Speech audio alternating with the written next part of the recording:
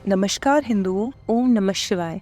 माँ सती ने खुद को कैसे अग्नि में भस्म कर लिया, ये हमने पिछली कथा में सुना। इसके पश्चात इस दृश्य को देखकर सब और हाहाकार मच गया। यज्ञशाला में उपस्थित सभी लोग अत्यंत भयभीत और दुखी हुए और दक्ष की पत्नी वीरनी शोकाकुल हो गई। उस समय शिवजी के गणों ने अत्यंत क्रोधित होकर सब लोगों को संबोधित करते हुए इस प्रकार कहा, इस दक्ष की मूर्खता तो देखो कि इसने सती को भस्म होने से रोका तक नहीं। शिवजी की इस शत्रु को संसार में अत्यंत निंदा प्राप्त होगी और यह अभिमानी मूर्ख करोड़ों नरकों के दुख भोगेगा। इतना कहकर वे सब दक्ष को मार देने तथा यज्ञ को भ्रष्ट करने के निमित्त अपने स्थान से खड़े हो गए। उस समय उनके हृदय की इच्छा को जानकर भृगु ऋषि ने यज्ञ की रक्षा के निमित्त यज्ञ कुंड में एक पवित्र आहुति डाली। उस आहुति के पड़ते ही यज्ञ कुंड द्वारा एक सहस्र अत्यंत बलवान तथा धैर्यवान दैत्यों की उत्पत्ति हुई, जो संसार में ऋभु नाम से प्रसिद्ध हुए। वे महाभयानक स्वरूप धारण किए हुए शिवजी के गणों के सामने जाकर खड़े हो गए। उस समय शिवजी ने यह चरित्र किया कि उन्होंने अपने गणों के बल को चुपचाप हर लिया, जिसके कारण वे अत्यंत निर्बल हो गए और भयभीत होकर हाहाकार करने लगे। उनके विलाप को सुनकर वहां उपस्थित अन्य शिवगण भी आश्चर्यचकित रह गए। जब उन सब ने यह देखा कि ये उन दैत्यों से युद्ध करने में अशक्त है और सती के वियोग को सहन करने में असमर्थ है, तो उन्होंने अपनी स्वामिनी के साथ ही अपने प्राण देना उचित समझा। और यह निश्चय करने के उपरांत उनमें से किसी ने अपने मस्तक को और किसी ने अन्य अंगों को काटकर स्वयं ही अपना वध कर डाला। इस प्रकार जिस स्थान पर सती ने अपना शरीर त्यागा था, उसी स्थान पर शिवजी के 20 सहस्त्र गण भी मृत्यु को प्राप्त हो गए। इस दृश्य को देखकर सभा में उपस्थित सभी लोग अत्यंत चिंतित हुए। उस समय विष्णु का श्वास शीघ्रता पूर्वक चलने लगा। पहले तो सब लोग मौन खड़े रहे, फिर कोई विष्णु की स्तुति करने लगा तथा कोई किसी अन्य की प्रार्थना करने में संलग्न हो गया। इस प्रकार संपूर्ण यज्ञशाला में दुख भर गया और प्रसन्नता और आनंद का कोई भी चिन्ह शेष न रहा। अकेले दक्ष की मूर्खता के कारण उस महापाप का भागी सभी को होना पड़ा। तदुपरांत जो थोड़े से शिवगण शेष रह गए थे, उन्होंने शिवजी के पास पहुंचकर संपूर्ण वृतांत कह सुनाया। वे बोले, हे प्रभु, दक्ष ने सती जी का अत्यंत अपमान किया था। अकेली दक्ष पत्नी ही ऐसी थी जिसने उनका हार्दिक स्वागत किया। अन्य सब लोग तो अंत तक दक्ष के ही साथी बने रहे। अपने गणों द्वारा यह समाचार प्राप्त कर शिवजी अत्यंत दुखी हुए। उस समय नारद ने भी शिवजी के पास पहुंचकर और उन्हें जो का त्यों कह सुनाया और यह कहा कि वेद के बताए अनुसार आपको उचित है कि आप उन महापापियों को दंड अवश्य दें। यदि आप दक्ष को दंड नहीं देंगे तो वेद की आज्ञा और धर्म का मार्ग मिथ्या हो जाएगा। देवताओं को दंड ना देना भी नीति के विरुद्ध कार्य है। और इसके अतिरिक्त एक बात यह भी है कि यदि आप दक्ष को दंड नहीं देंगे तो दधीची ऋषि का वचन भी मिथ्या हो जाएगा। खेद की बात तो यह है कि ब्रह्मा और विष्णु ने भी दधीची ऋषि के शब्दों पर कोई ध्यान नहीं दिया और दक्ष से ऐसा निंदनीय कर्म करा दिया। यह सब सुनकर भगवान शिव शंकर ने अपने गणों को अभयदान दे दिव्य दृष्टि द्वारा यज्ञ के संपूर्ण वृतांत की जानकारी प्राप्त की। तदुपरांत वे ऐसे क्रोधित हुए कि मानो प्रलय ही कर देना चाहते हों। वे अपने दोनों होठों को दांतों से काटने लगे। तदुपरांत उन्होंने अपने मस्तक से एक जटा का केश उखाड़कर पर्वत पर पटक दिया। उस बाल के गिरने से एक ऐसा महाभयानक शब्द उत्पन्न हुआ जिससे सुनकर तीनों लोग कांपने लगे। वह जटा का केश टूटकर 2 के टुकड़ों में अलग अलग बट गया। तब उसकी जड़ की ओर वाले टुकड़े से वीरभद्र की उत्पत्ति हुई। उन वीरभद्र का शरीर कृष्ण वर्ण का था और उनके बाल काली घटा के समान घने तथा शांत थे। वे प्रज्वलित अग्नि के समान लग रहे थे और वे इतने ऊंचे थे कि मानो अनायास ही आकाश को छू लेना चाहते हों। और वे महाभयानक शस्त्रों को लिए हुए थे। उनके हृदय में युद्ध करने की बड़ी प्रबल आकांक्षा थी। उनकी भौहें चढ़े हुए धनुष की भांति बहुत टेढ़ी थी। वे महाभयानक शब्द करते हुए सिंह के समान गरज रहे थे। उनके 3 मस्तक और 1 सहस्त्र भुजाएं थी। वे शिवजी को प्रणाम करते हुए अपने स्थान पर निश्चल भाव से खड़े हो गए। उसी समय शिवजी के रोमकूपों द्वारा अन्य सहस्त्र गणों की उत्पत्ति हुई, जो शरीर, बल तथा स्वरूप में विभद्र के समान ही प्रतीत होते थे। शिवजी की आज्ञा अनुसार कैलाश पर्वत पर खड़े हुए वे परम भयानक शब्दों का उच्चारण अपने मुख से कर रहे थे। अस्तु जटा के एक टुकड़े से तो सेना की उत्पत्ति हुई और दूसरे टुकड़े से श्री महाकाली प्रकट हुई और उन महाकाली के साथ करोड़ों भूत प्रेत आदि भी उत्पन्न हुए। वे अनेक प्रकार से नाचने, कूदने तथा लीलाएं करने लगे। उस परम क्रोधमय अवस्था में शिवजी की नासिका द्वारा जो श्वास निकले, उनसे 100 प्रकार प्रकार तथा 13 प्रकार के सन्निपातों की उत्पत्ति हुई, जो संसार में अनेक प्रकार के उपद्रव मचाते रहते हैं। इस प्रकार पलक मारते ही शवगणों की महाभयानक सेना उपस्थित हो गई। ऐसा प्रतीत होता था कि वह उसी समय संपूर्ण सृष्टि को नष्ट कर डालेगी। इसके पश्चात वीरभद्र ने अपने हाथ जोड़कर शिवजी को प्रणाम करते हुए कहा, हे प्रभु, आप जो उचित समझे वो आज्ञा हमें दीजिए। यदि किसी ने आपका अपमान किया हो तो वह साक्षात काल ही क्यों न हो, हम उसे भी नष्ट कर डालेंगे। यह सुनकर शिवजी ने कहा, हे वीरभद्र, दक्ष प्रजापति ने अहंकार में भरकर कनखल में एक यज्ञ रचाया है। उसने शत्रुता करके हमें यज्ञ का निमंत्रण नहीं दिया। सती लोक रीति के अनुसार उसके घर पहुंची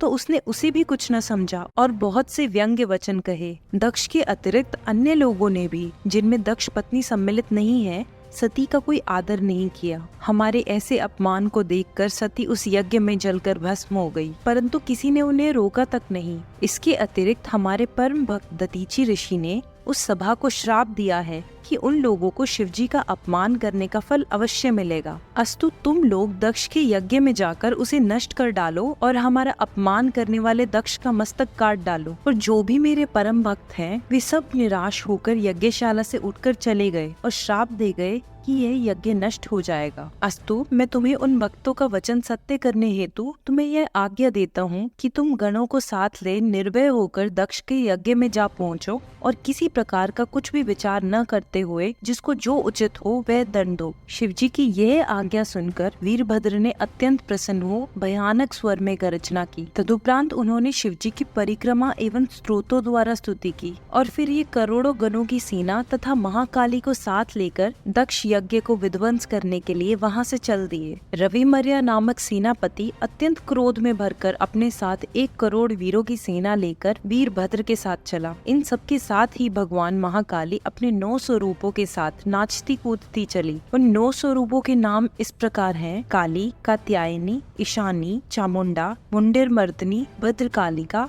भद्रा, तवृता तथा वैष्णवी। जिस समय ये विशाल सेना दक्ष का यज्ञ विध्वंस करने के लिए चली, उस समय पृथ्वी से उठकर ऊपर उड़ने वाली धूल समस्त आकाश में इस प्रकार भर गई कि इसमें सूर्य नारायण छिप गए और महाभयानक अन्यकार चारों ओर फैल गया। यह संपूर्ण कटक दक्षिण दिशा की ओर चलता हुआ कनखल के समीप जा पहुंचा। उस समय दक्ष के यज्ञ में अनेक प्रकार के अपशगुन होने लगे। आकाश से पिसी हुई हड्डियों की वर्षा होने लगी तथा ऐसी आश्चर्यजनक बातें दिखाई देने लगी जिनके कारण कर्म तथा धर्म का विचार शेष न रहा और तीनों प्रकार के दुख सब लोगों को दुखी करने लगे।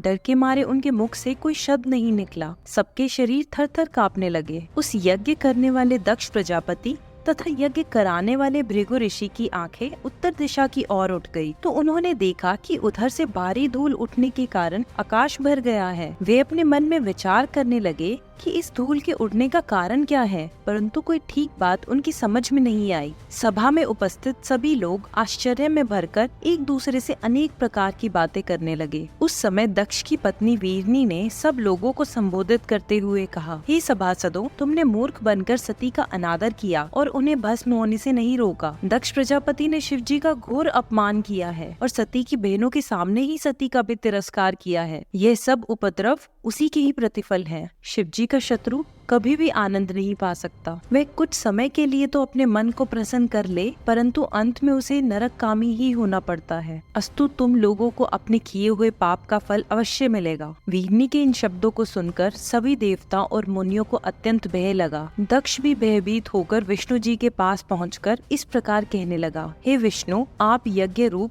यज्ञ रक्षक तथा यज्ञ के कर्म स्वरूप हैं। आपका कार्य भय की रक्षा करना है। अस्तु आप मुझे इस भय से बाहर निकालिए। यह सुनकर शिवजी ने हंसते हुए कहा, हे दक्ष, जहाँ तक संभव होगा हम तुम्हारी रक्षा करेंगे, परंतु तुमने शिवजी से शत्रुता स्थापित कर स्वयं ही संकट का आवाहन कर लिया। तुमने प्रलयकर्ता एवं जगत स्वामी शिवजी के साथ वैर करके अच्छा नहीं किया। अब तुम्हें कौन पार लगा सकता है? हम स्वयं तथा अन्य सभी देवगण भगवान सदाशिव की आज्ञा रूपी रज्जु से बंधे हुए हैं। इस संसार में उनके समान बलवान अन्य कोई नहीं है। कोई सहस्रों उपाय भी क्यों न करे, परंतु शिवजी की कृपा के बिना किसी को कर्म का फल नहीं मिलता। जिस स्थान पर पूजा करने योग्य शिवजी की पूजा नहीं की जाती, वहाँ कोई भी कार्य सिद्ध नहीं होता। विष्णु के मुख से इन शब्दों को सुनकर दक्ष अत्यंत चिंतित और दुखी हुआ। अन्य सब लोग भी भय के मारे कांपने लगे और इस प्रकार कहने लगे कि अब हमारी रक्षा किसी प्रकार भी नहीं हो सकती। जिस समय सभी सभासद आपस में एक दूसरे का मुंह देखते हुए चिंता मग्न हो रहे थे, उसी समय वीरभद्र अपनी सेना सहित यज्ञ स्थल में जा पहुंचा और बड़े जोर का शब्द करने लगा। भैरव तथा कालिका आदि भी अपनी सेना सहित वहां पहुंच गई। उस समय वीरभद्र का यह स्वरूप था कि उनके 5 मुख, 3 नेत्र और 10 हाथ थे। वे अपने मस्तक पर जटाओं को धारण किए थे तथा उनके ललाट पर अर्धचंद्र सुशोभित हो रखा था। वे रुद्राक्ष की माला पहने, शरीर पर भस्म लगाए और बैल पर सवार थे। उनकी सभी अंग वज्र के समान अत्यंत कठोर थे। जिस रथ पर वे नंदी सहित आरूढ़ थे वह 25 योजन ऊंचा था और उस रथ को 10 लाख सिंह खींच रहे थे। शार्दूल तथा हाथी चारों ओर से उस रथ की रक्षा करने के निमित्त चौतन्य खड़े हुए थे। उसकी सेना ने आते ही चारों ओर से धावा करना आरंभ कर दिया और अनेक प्रकार के युद्ध के बाजे, शंख आदि बजने लगे। उस समय इंद्र, वायु, यमराज, कुबेर, वरुण, अग्नि तथा दिक्पाल अपने अपने वाहनों पर सवार हो दक्ष के सम्मुख जा पहुँचे। दक्ष ने उन सब से कहा, हे दिक्पालो, मैंने इस यज्ञ को केवल तुम्हारे ही बल पर किया था, अतः तुम सब मेरी रक्षा और सहायता करो। इस प्रकार सब देवताओं से कहने के उपरांत दक्ष प्रजापति ने विष्णु जी के चरणों पर अपने मस्तक को रखते हुए कहा, हे प्रभु, आप संसार के रक्षक एवं शुभ कर्मों के साक्षी हैं। आपकी कृपा से संसार का पालन होता है,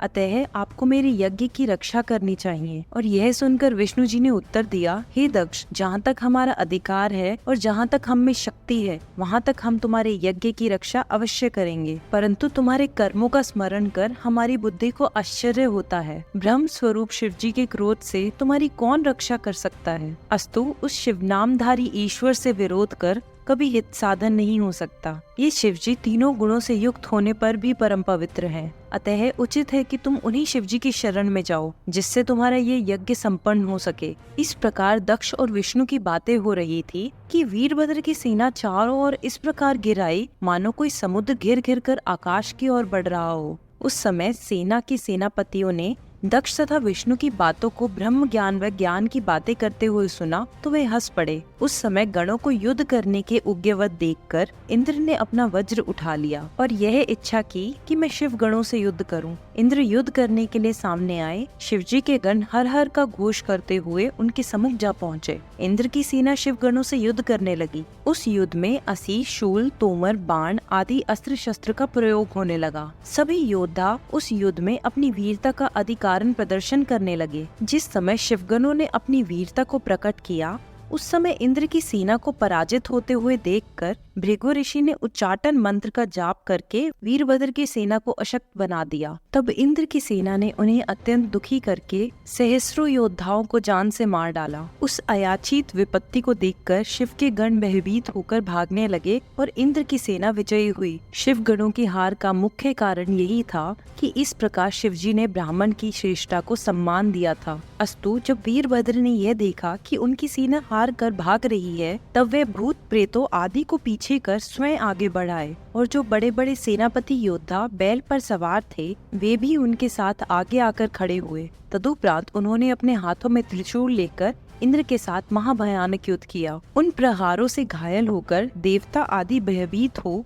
युद्ध क्षेत्र से भागने लगे। इस प्रकार देवताओं की संपूर्ण सेना क्षीण हो गई। कुछ देवता तो भागकर अपने घरों को भी चले गए। उस समय अकेले इंद्र ही दृढ़ता पूर्वक खड़े हुए युद्ध क्षेत्र में दिखाई पड़ रहे थे। अपनी सेना को इस प्रकार भागते देखकर इंद्र ने अपने गुरु बृहस्पति जी से कहा, हे गुरु, आप अपनी देवताओं की सेना के रक्षक हैं, अतः आप हमें ऐसा कोई उपाय बताइए जिससे हमारी जीत हो। यह सुनकर बृहस्पति जी ने उत्तर दिया, हे इंद्र, विष्णु जी ने जो कहा था वही इस समय सामने आ रहा है। तुम मूर्ख हो जो बच्चों के समान बुद्धिहीन बनकर उन्हीं भगवान सदाशिव से वैर ठान रहे हो। यह सभी गण शिवजी की आज्ञा अनुसार आए हुए हैं और इस यज्ञ को नष्ट करके ही मानेंगे और इनके सामने किसी का कोई वश नहीं चलेगा। बृहस्पति जी के मुख से यह वचन सुनकर इंद्र सहित सभी देवताओं को बड़ी चिंता हुई। उसी समय वीरभद्र ने उन सबको संबोधित करके कहा, हे देवताओं, तुम्हारी सभी बातें बच्चों के समान बुद्धिहीनता की सूचक एवं व्यर्थ व्यर्थ की सी है। तुम लोग सार वस्तु को नहीं पहचान पाते।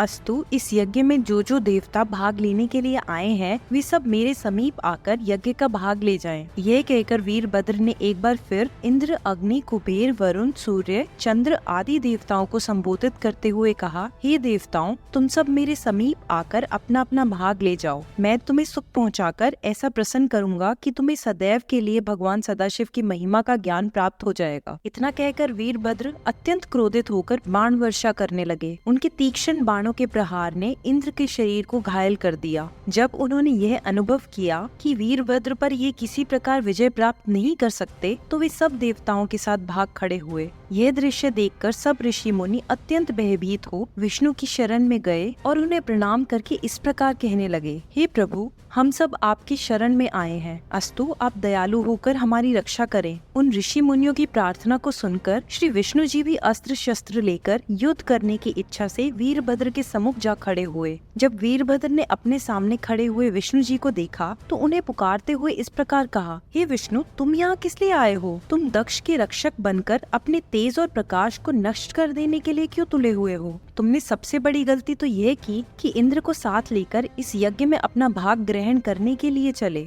अब यदि तुम युद्ध करने के लिए आए हो तो यह भी स्मरण रखो कि शिवजी की जैसी आज्ञा है उसी प्रकार मैं तुम्हें भी अच्छी तरह तृप्त कर दूंगा। वीरभद्र के मुख से निकले हुए इन शब्दों को सुनकर विष्णु जी ने हंसते हुए उत्तर दिया, हे वीरभद्र, तुम शिवजी के गण हो और उन्हीं के द्वारा उत्पन्न होने के कारण पूजा किए जाने के योग्य हो। मैं शिवजी को त्याग कर दक्ष की रक्षा के निमित्त यहाँ जिस लिए आया हूँ वह वृतांत तुम्हें सुनाता हूँ। दक्ष मेरे परम भक्त हैं और उन्होंने मेरी बड़ी सेवा की है। जब उन्होंने मुझे यहाँ आने का निमंत्रण दिया तो उनकी भक्ति की वशीभूत होकर मैं यहाँ चला आया, क्योंकि मैं सदैव अपने भक्तों के अधीन रहता हूँ। अब मैं तुम्हें अपनी शक्ति द्वारा इस स्थान से हटाने का प्रयत्न करता हूँ, इसलिए तुम्हें भी उचित है कि तुम जिस कार्य के लिए यहाँ आए हो उसे संपन्न करो। जब तक तुम मुझे पराजित नहीं कर देते तब तक यज्ञ के समीप नहीं पहुँच पाओगे। यह सुनकर वीरभद्र ने सहिष्णु बनकर हंसते हुए कहा, हे विष्णु, आप में और शिव जी में कोई भेद नहीं है। अस्तु मैं तो आप दोनों का ही सेवक हूँ। जो मनुष्य आप में और शिव जी में भेद समझते हैं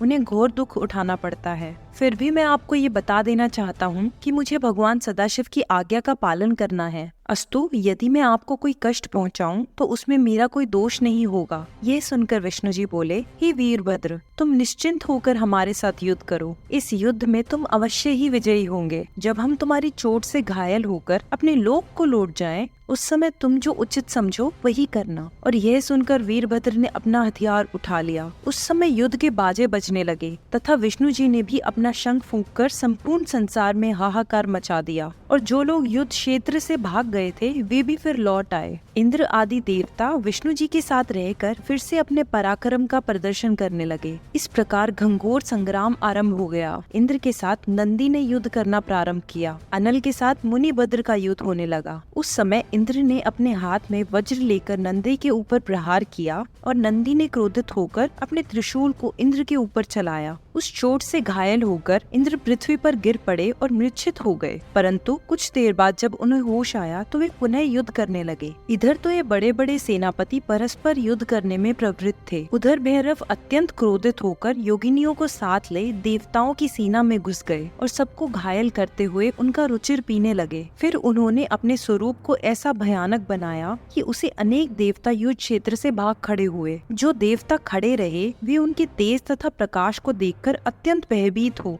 भैरव भैरव की पुकार करने लगे। 9 काली भी देवताओं की सेना को नष्ट करने लगी। वे देवताओं के मस्तक को तोड़कर उनका रुधिर पीती थी और शरीर को खा जाती थी, जिसके कारण चारों ओर हाहाकार मच गया। उस समय ये सब लोग भागकर विष्णु जी की शरण में जा पहुँचे और इस प्रकार कहने लगे, हे प्रभु, इस समय हम लोग बहुत दुखी हैं, अतः आप हमारी सहायता करें। आप हम सबके स्वामी हैं, इसलिए हम आपसे यह प्रार्थना करते हैं कि भैरव, क्षेत्रपाल तथा काली ने जो हमारी दुर्गति की है उसका आप उचित उपाय करें। विष्णु जी ने जब देवताओं की उस दयनीय दशा को देखा तो उन्होंने अत्यंत क्रोध में भरकर क्षेत्रपाल की ओर अपना चक्र छोड़ दिया। उस चक्र के तेज से संपूर्ण दिशाएं भस्म सी होने लगी। जब क्षेत्रपाल ने उस प्रज्वलित ज्योति को इस प्रकार अपनी ओर आते देखा तो उसने वह चक्र को अपने मुख में डाल लिया। यह देखकर विष्णु जी ने क्षेत्रपाल के गाल पर अपनी गदा का प्रहार किया, जिसके कारण वह मुख के बल पृथ्वी पर गिर पड़ा। इस अवस्था को देखकर काली जी विष्णु के सम्मुख जा पहुँचे। उन्हें देखकर विष्णु जी ने जितने बाण चलाए उन सबको वे सहज ही में खा गई। तब विष्णु जी ने अपने नंदक नामक खड़ग का प्रहार उनके ऊपर किया। उसे काली जी ने पकड़कर तोड़ डाला। यह दृश्य देखकर विष्णु जी ने काली के साथ युद्ध करना बंद कर दिया और भैरव के समीप जा पहुँचे। विष्णु जी ने भैरव के ऊपर जब अपना चक्र चलाया तो भैरव ने उसे सहज ही काट कर गिरा दिया। तदुपरांत उन्होंने अपनी मृत्यु के समान भयानक बाणों द्वारा विष्णु जी पर प्रहार करना आरंभ कर दिया। विष्णु जी ने भी उनके बाणों को बीच में से काटकर उनको निष्फल बना दिया। तदुपरांत भैरव ने उस प्रलयकर्ता त्रिशूल को अपने हाथ में उठाया, जो बिना प्राण लिए कभी नहीं रुकता था। भैरव के क्रोध को इस प्रकार बढ़ता देखकर वीरभद्र दौड़ते हुए उनके पास जा पहुँचे और बोले, हे भैरव जी, आप ऐसा क्रोध न करें, क्योंकि शिवजी ने इतनी कठिन आज्ञा नहीं दी है। विष्णु जी भी शिवजी के ही रूप हैं, अतः सेवक को अपने स्वामी के विरुद्ध ऐसा व्यवहार नहीं करना चाहिए। यह सुनकर भैरव जी ने अपने त्रिशूल को रोक लिया। तदुपरांत वीरभद्र स्वयं विष्णु से युद्ध करने लगे। जब विष्णु जी ने देखा कि वीरभद्र पर सहज ही विजय पाना संभव नहीं है, तब उन्होंने योग माया द्वारा अपने ही समान असंख्य गणों को उत्पन्न किया। वे सब गरुड़ पर आरूढ़ थे और शंख, चक्र, गदा तथा पद्म को अपने हाथ में धारण किए हुए थे। वे उत्पन्न होते ही शिव गणों से युद्ध करने लगे। ये दशा देखकर वीरभद्र ने भगवान सदाशिव का ध्यान धरकर अपना त्रिशूल चलाया। उस त्रिशूल के चलते ही विष्णु जी के गण भस्म होने लगे और देखते ही देखते अदृश्य हो गए। ये दशा देखकर विष्णु जी ने अत्यंत क्रोध कर वीरभद्र को मार डालने की इच्छा से उनके मस्तक पर अपनी गदा का एक कड़ा प्रहार किया। तब वीरभद्र ने उनकी मनोअभिलाषा को जानते हुए अपना त्रिशूल उनकी छाती में मारकर उन्हें पृथ्वी पर गिरा दिया। विष्णु जी के इस प्रकार मूर्छित होकर पृथ्वी पर गिर जाने से चारों ओर हाहाकार मचने लगा, परंतु कुछ देर बाद ही विष्णु जी उठकर खड़े हो गए। तब वीरभद्र को मारने के लिए उन्होंने अपने चक्र को हाथ में उठा लिया। उस समय विष्णु जी का स्वरूप अत्यंत भयानक हो उठा। ऐसा प्रतीत होता है कि मानो आज वे अपने चक्र द्वारा प्रलय काल उपस्थित कर देंगे। वीरभद्र ने जब विष्णु के उस तेजस्वी स्वरूप को देखा तो वे मन ही मन भगवान सदाशिव के श्री चरणों का ध्यान करने लगे। उस समय शिवजी ने वीरभद्र को अभेदान देते हुए अपने शत्रु का प्रहार सहन करने की सामर्थ्य प्रदान की। उधर विष्णु जी भी पर्वत शिखर के समान निश्चल भाव से खड़े थे, परंतु सर्वप्रथम वीरभद्र ने अपने पवित्र बाणों द्वारा विष्णु जी के धनुष के 2 टुकड़े कर डाले। विष्णु जी भी प्रबोधन मंत्र का त्याग कर जड़ता से मुक्त हो अपनी सामर्थ्य को प्राप्त कर चुके थे। अस्तु उस समय का दृश्य देखकर ब्रह्मा जी ने विष्णु जी से कहा, हे प्रभु, होनहार किसी के मिटाए से नहीं मिटते। यद्यपि आपने दक्ष की रक्षा करने में कोई कसर नहीं उठा रखी, परंतु उसका भाग्य ही इस समय विपरीत है, इसलिए आप इस युद्ध में विजय प्राप्त नहीं कर सकेंगे। वीरभद्र इस यज्ञ को अवश्य नष्ट करके मानेगा। शिव जी के क्रोध के साथ ही साथ इसका यह भी एक कारण है कि दधीची मुनि ने भी इस यज्ञ को नष्ट होने का श्राप दिया है। यदि ब्राह्मणों के वाक्य को सत्य न माना जाए तो संपूर्ण सृष्टि छली एवं नास्तिक हो जाएगी। अस्तु आप युद्ध करना बंद कर दें। जिस समय भगवान सदाशिव पुनः कृपालु होंगे उस समय बिगड़े कार्य भी बन जाएंगे। मेरी इस बात को सुनकर विष्णु जी युद्ध बंद करके अपने लोक को चले गए और ब्रह्मा जी भी अपने लोक को चले गए। जिस समय विष्णु जी अपने लोक को चले गए उस समय यज्ञ देवता को अत्यंत शोक हुआ। वह मृग का रूप धारण कर उस स्थान से भाग चला, परंतु वीरभद्र ने उसे तुरंत ही पकड़ लिया। तदुपरांत उन्होंने इसके मस्तक को धड़ से काटकर यज्ञ कुंड में डाल दिया। फिर वे अत्यंत क्रोधित होकर यज्ञ मंडप के समीप पहुँचे। भैरव, क्षेत्रपाल और काली आदि ने यज्ञ स्थल पर उपस्थित सभी लोगों को इस प्रकार पकड़ा मानो वे कोई चोर हैं। सभी शिवगण अपने शत्रुओं के साथ घोर युद्ध कर रहे थे और यज्ञ मंडप को गिराने में संलग्न थे। उन्होंने अपने मुदगरों की चोट से अनेक के हाथ पांव को कुचल दिया और यज्ञ पात्रों को तोड़कर नदी में फेंक दिया। किसी ने देवताओं के शरीर को काटा और किसी ने ऋषि मुनियों को दुख दिया। किसी ने यज्ञ कुंड को खोद डाला और किसी ने सभास्थल, अंत्यपुन तथा विरह स्थल को जड़ से खोद डाला। इसके उपरांत वीरभद्र ने दक्ष को पकड़ लिया। नंदी ने सूर्य देवता को बंदी बनाया। मणिमान ने भृगु ऋषि को पकड़ा और चंडी ने पूषा को बांध लिया। और इसी प्रकार अन्य देवताओं को भी उन्होंने बंदी बना लिया। जो देवता कहीं जाकर छिप गए थे उन सबको भी वे ढूंढ कर ले आए। मणिमान ने अत्यंत क्रोधित होकर भृगु मुनि की मूछें उखाड़ ली और उन्हें नगर में घुमाकर सब लोगों को भयभीत कर दिया। तदुपरांत नंदीश्वर ने क्रोधित होकर भृगु मुनि के नेत्र निकाल लिए, क्योंकि उन्होंने दक्ष प्रजापति को बहकाकर शिवजी के विरुद्ध कर दिया था। जो व्यक्ति शिवजी के विरुद्ध जाने का उपदेश करे उसकी आंखें निकाल लेना उचित है। उधर चंडी ने पूषा के उन दांतों को तोड़ डाला जिन्हें खोलकर उन्होंने शिवजी का उपहास किया था। इसके पश्चात वीरभद्र ने अत्यंत क्रोध में भरकर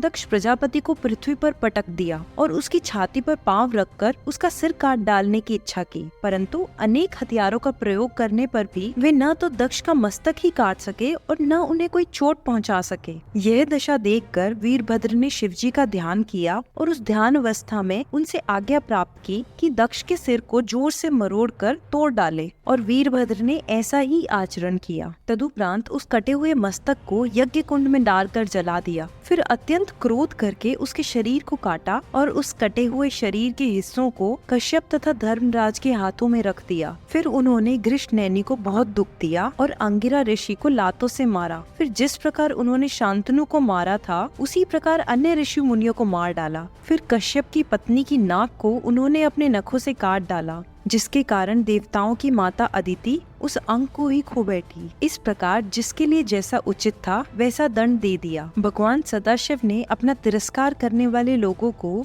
इस प्रकार यथोचित फल देकर अपनी महत्ता को प्रतिष्ठापित किया। शिवजी के बिना जो भी देवता यज्ञ में अपना भाग लेना चाहते थे वे सब या तो मारे गए या घायल हुए, और इस प्रकार दक्ष का यज्ञ संपूर्ण रूप से नष्ट हो गया। शिवजी से शत्रुता रखने वाले को इसी प्रकार का दुख भोगना पड़ता है। सहस्रों उपाय करने पर भी जब तक शिवजी का पूजन नहीं किया जाता तब तक किसी को मुक्ति प्राप्त नहीं होती। शिवजी सबसे बड़े और सबके स्वामी है। उनकी महिमा ऐसी अपार है कि आज तक उसे कोई जान नहीं सका। जो लोग प्रेम पूर्वक शिवजी की सेवा एवं पूजा करते हैं उन्हें किसी प्रकार का दुख नहीं उठाना पड़ता, क्योंकि सदाशिव सदैव उनकी सहायता करते हैं। शिवजी अपने भक्तों के उस पाप को भी नष्ट कर देते हैं जो पिछले पाप कर्मों के कारण प्राप्त होता है। शिवजी के विपरीत चलने वाला मनुष्य इस संसार में तो दुख पाता ही है, अंत में दंडनीय होकर नरकवास भी करता है। शिवजी की आराधना किए बिना जो कार्य किया जाता है उसका परिणाम इसी प्रकार दुखदायी होता है। और अस्तु इस प्रकार दक्ष का यज्ञ विध्वंस करने के उपरांत वीरभद्र भगवान सदाशिव के समीप जा पहुँचे। और आगे की कहानी अगली कथा में।